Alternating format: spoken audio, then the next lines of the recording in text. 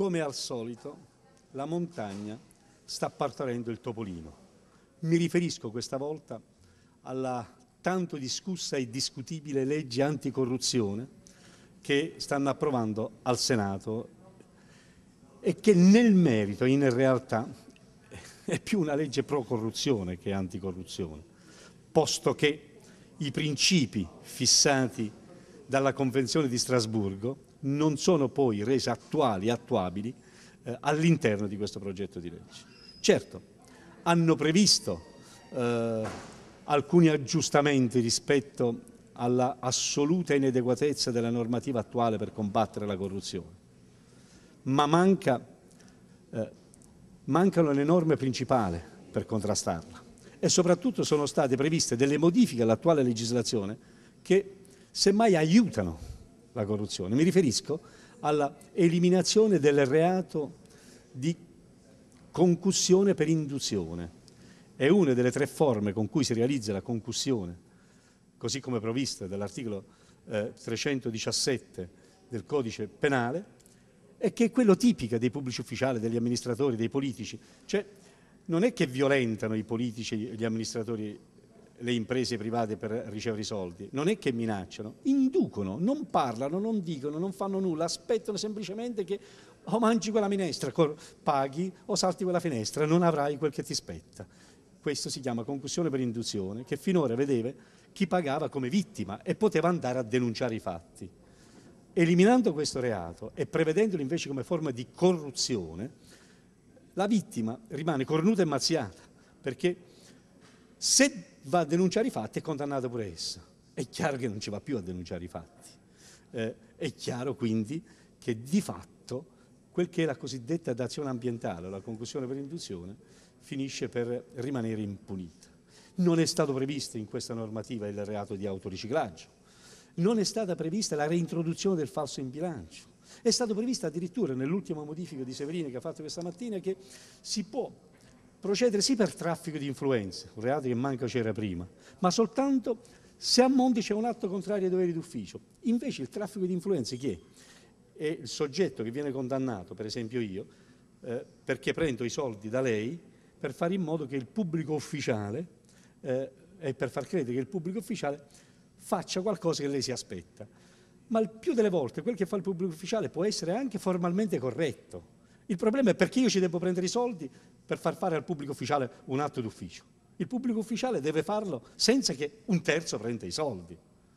Quindi la previsione del traffico di influenze come reato soltanto quando c'è un atto contrario ai doveri d'ufficio è una previsione che di fatto non serve a combattere questa illegalità, così come di fatto non serve a combattere l'illegalità la previsione della querela nella corruzione fra privati. La corruzione che cos'è? Un atto a concorso necessario. Io corrompo, lui è il corrotto. Chi è che deve querelare se siamo tutti e 2 colpevoli? Il terzo? La corruzione fra privati di per sé e per definizione rompe le regole del mercato, viola le regole della concorrenza, per cui deve essere d'ufficio perseguito, perché non è soltanto se si è pubblici ufficiali, si crea del danno alla collettività, anche se alcune imprese vanno avanti a danno di altri e in questo senso è tutta la collettività che ne risente. E potremmo continuare all'infinito. Per esempio, non è prevista la incandidabilità delle persone condannate anche in primo grado. Una cosa è essere innocente fino a sentenza definitiva, altra cosa è non assumere un incarico pubblico.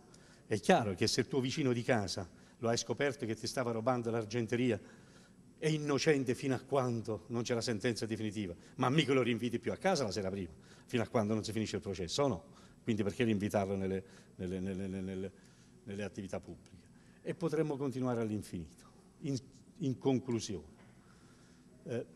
riteniamo del tutto insoddisfacente questa normativa anticorruzione rispetto alla Convenzione di Strasburgo, rispetto a ciò che ha bisogno il nostro Paese per combattere la criminalità, ma non v'è dubbio che un messaggio politico di buona volontà dobbiamo darlo, per cui prima si approva meglio è per quel che è approvabile in queste condizioni, in questa legislatura, ci sta bene, ma con un impegno che diciamo anche a quel che ci chiedono, ci chiederanno prima o poi spontaneamente o spintaneamente di allearsi con noi per la prossima legislatura e per vincere le elezioni alla prossima legislatura.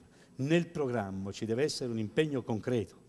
Nei primi 100 giorni del prossimo governo, che io mi auguro di centro-sinistra, partendo dalla foto di Vasto, ci sia un impegno concreto a intervenire anche con decretazione di urgenza, ma mi auguro all'interno del Parlamento, per reinserire alcune norme fondamentali per combattere la corruzione. Prima di tutto un messaggio chiaro, non candidabilità dei condannati, prima di tutto ancora un messaggio chiaro, reintroduzione del falso in bilancio come era prima dell'avvento berlusconiano.